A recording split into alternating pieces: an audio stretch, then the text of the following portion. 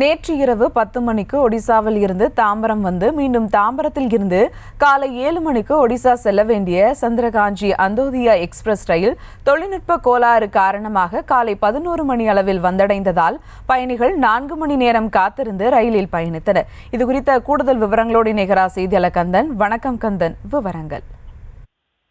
வணக்கம். ஒரிசாவில் இருந்து சந்திரகாஞ்சி எக்ஸ்பிரஸ் இரவு 10 மணி அளவில் தாம்பரம் ரயில் நிலையத்திற்கு வருவது வழக்கம். அப்படி வந்தடையும் இந்த எக்ஸ்பிரஸ் ரயில் காலை 7 மணி அளவில் மீண்டும் தாம்பரத்திலிருந்து ஒரிசாவுக்கு இயக்கப்படுவது வழக்கமாக திகழ்ந்து வருகிறது.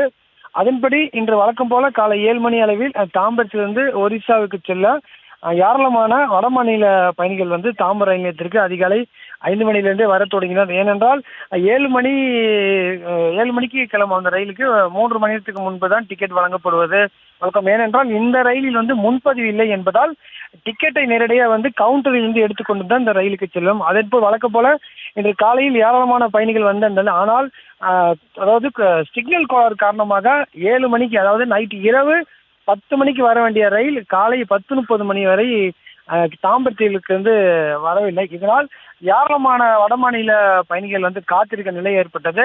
குறிப்பாக ஒரு 10:30 மணியால் தான் ரயில் நின்றது. 11 மணி அளவில் தற்போது ஏராளமான பயணிகள் அதை ஏறி சென்றனர்.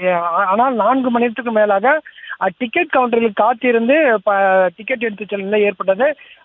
4 மணி நேரம் காலதாமதம். ஆங்கங்கே கிடைக்கும் இடத்தில் பயணிகள் அமர்ந்து கொண்டும் அதே நேரத்தில் பார்க்கிங்கிலும் அமர்ந்து கொண்டு செல்லும் நிலை ஏற்பட்டது. தற்போது 11 மணி அளவில் இங்கிருந்து ஏராளமானவர்கள் ஒரிசாவுக்கு சென்றுள்ளனர். விவரங்களுக்கு நன்றி கந்தன்.